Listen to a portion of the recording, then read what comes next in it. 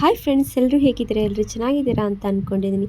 Friends, ಈಗ ತುಂಬಾ ಚಿಕ್ಕ ಮಕ್ಕಳಿಗೆಲ್ಲರಿಗೂ ದೊಡ್ಡವ್ರಿಗೆಲ್ಲರಿಗೂ ಬಿಳಿ ಕೂದಲು ಸಮಸ್ಯೆ ಬಂದಿದೆಯಲ್ಲ, ಅದಕ್ಕೋಸ್ಕರ ನಾನು ಇವತ್ತು ಮನೆ ಮದ್ದು ಹೇಳ್ಕೊಡ್ತೀನಿ. ಬನ್ನಿ, ಸಿಂಪಲ್ಲಾಗಿ ನೋಡ್ಬೋದು ನೀವು. ನಾನು ಒಂದು ಬೌಲ್ಗೆ 4 ಸ್ಪೂನಷ್ಟು ನಾನು ಕೊಬ್ಬರಿ ಎಣ್ಣೆನ ಹಾಕಿಟ್ಕೊಂಡಿದ್ದೀನಿ. ಇವಾಗ ನಾನು ಗ್ಯಾಸ್ ಮೇಲೆ ಇಟ್ಕೊತೀನಿ. ಇದನ್ನು ಸ್ವಲ್ಪ ಬಿಸಿ ಮಾಡ್ಕೊಳ್ತೀನಿ. ಸ್ವಲ್ಪ ಬಿಸಿ ಮಾಡ್ಕೊಂಡಾದಮೇಲೆ ಒಂದು ಸ್ವಲ್ಪ ನಾನು ಕರ್ಬೇವಿನ ಸೊಪ್ಪನ್ನ ಹಾಕ್ಕೊಳ್ತೀನಿ. ಗ್ಯಾಸು ಕಡಿಮೆ ಉರಿ ಇಡಬೇಕು.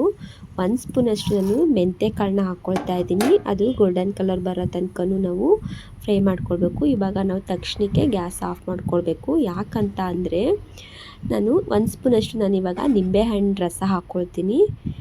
ನಾವು ಗ್ಯಾಸ್ ಆನ್ ಮಾಡಿಕೊಂಡೆ ಇದು ಹಾಕ್ಕೊಂಡ್ರೆ ಸಿಡಿಯುತ್ತಲ್ಲ, ಅದಕ್ಕೋಸ್ಕರ ನಾನು ಗ್ಯಾಸ್ ಆಫ್ ಮಾಡ್ಕೊಂಡಿದ್ದೀನಿ.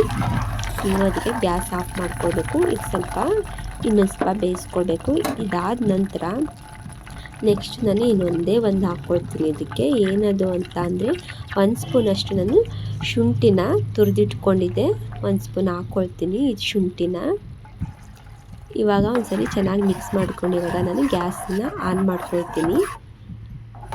ಇದು ಸ್ವಲ್ಪ ಚೆನ್ನಾಗಿ ಬೇಯಬೇಕು. ಎಣ್ಣೆ ಒಳಗೇ ಅದರ ರಸ ಎಲ್ಲ ಬಿಡಬೇಕು.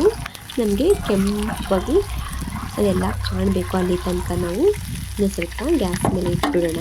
ಅಂದರೆ ಶುಂಠಿ ಎಲ್ಲನೂ ಸ್ವಲ್ಪ ಬೇಯಬೇಕಲ್ವ, ವಾಸನೆ ಎಲ್ಲ ಚೆನ್ನಾಗಿ ಬರಬೇಕು. ತುಂಬ ಚೆನ್ನಾಗಿ ವಾಸನೆ ಬರ್ತಿದೆ ಫ್ರೆಂಡ್ಸ್. ಇದು ನಮಗೆ ಬಿಳಿ ಕೂದಲಿಗೆ ತುಂಬಾ ಒಳ್ಳೆಯದು. ಈ ಥರ ನೀವು ವಾರದಲ್ಲಿ ಒಂದು 3 ಸಲಿನಾರ ಈ ಥರ ನೀವು ಎಣ್ಣೆ ಮಾಡ್ಕೊಂಡು ನೀವು ಹಚ್ಕೊಂಡು ನೋಡಿ, ನಿಮಗೆ ಗೊತ್ತಾಗುತ್ತೆ ರಿಸಲ್ಟ್ ಏನದು ಅಂತ.